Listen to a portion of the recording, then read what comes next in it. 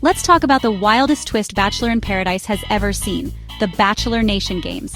Just when you thought things couldn't get any more dramatic, the producers decided to up the ante and throw in a twist that no one saw coming. This season, it wasn't just about love on the beach. It was about love versus a $500,000 cash prize. Suddenly, the sun-soaked paradise turned into a battleground where hearts and wallets were both on the line. Every connection felt suspect. Was it real romance or just a clever strategy for the money? Contestants started second-guessing every flirtatious glance and every whispered promise. The show went from guilty pleasure to high-stakes game show overnight. Suddenly, it was less about finding the one and more about outsmarting everyone else. Every date, every rose ceremony, every teary confession, now shadowed by the question, are they here for love or the cash? Even the most genuine moments felt tinged with suspicion. The tension was real.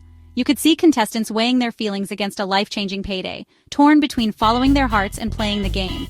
It made for chaotic, addictive TV. Every episode was packed with unexpected alliances, dramatic betrayals, and wild twists that kept everyone guessing. And honestly, it was hilarious imagining someone like Ilona Maher calling out the fakes in 5 seconds flat. Her no-nonsense attitude would have been perfect for this new, cutthroat version of Paradise.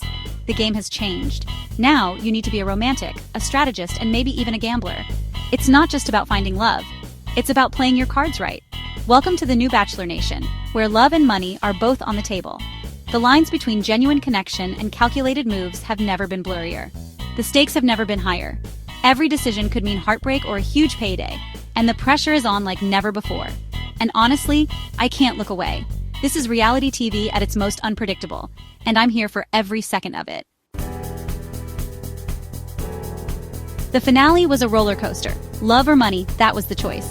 Spencer Conley and Jess Edwards, the season's only engaged couple, chose love and still walked away with $190,000. Andrew Spencer and Alexei Godin also picked love, scored $125,000, and are still together. Even the messiest couples like Dale and Kat or Jeremy and Bailey made it to the end, proving survival is a win here. And our golden sweethearts, Kim and Faith, showed love can bloom at any age, even with cash on the line. The finale's tension wasn't just about proposals. It was about whether someone would ditch love for a bank account. No clear villains, but the possibility of betrayal kept us on edge. It was dramatic, unpredictable, and totally binge-worthy. The show's new format made every choice feel huge.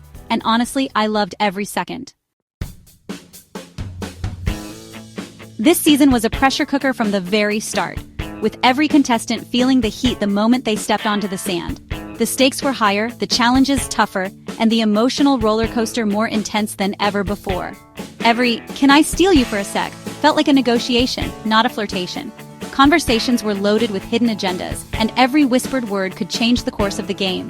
Contestants formed alliances, strategized, and sometimes treated love like a business deal. It was less about roses and more about reading the room, making moves, and sometimes making sacrifices. The humor was next level, especially when couples tried to build IKEA furniture together and nearly broke up over a missing screw.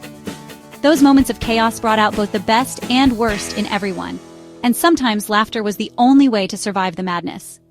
But even with all the scheming, real connections still happened. Against all odds, some people found genuine chemistry, and sparks flew in the most unexpected places. Some couples ditched the drama and just talked for hours on the beach, forgetting about the cameras and the cash. In those quiet moments, you could almost believe they were the only two people in the world. Those moments reminded us why we watch, hope for real love, even in chaos. The vulnerability, the hope, and the courage to open up made it all worth it. Of course, the drama was wild, like when a new arrival exposed a secret pre-show alliance to split the prize. Suddenly, trust was shattered, and the game changed in an instant.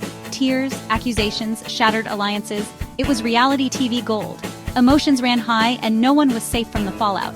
The show forced everyone to question who they could trust. Friendships were tested, and loyalties were pushed to the breaking point. It was messy, captivating, and exactly what makes this franchise so addictive. Every episode left us guessing, and every twist kept us coming back for more. Paradise has never been so unpredictable, and this season proved that anything can happen when love, money, and ambition collide on the beach. So, does any of this actually last? The stats say, well, not really, at least not for most couples. The Bachelor franchise is famous for whirlwind romances and dramatic proposals, but when the cameras stop rolling, reality often sets in. Out of more than 60 seasons across all the shows, only about 36 couples are still together.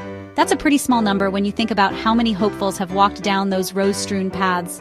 Interestingly, spin-offs like Paradise and The Bachelorette have a better track record than the original Bachelor. Just look at couples like Sean and Catherine, or Trista and Ryan, who've managed to turn reality TV love into real-life marriages.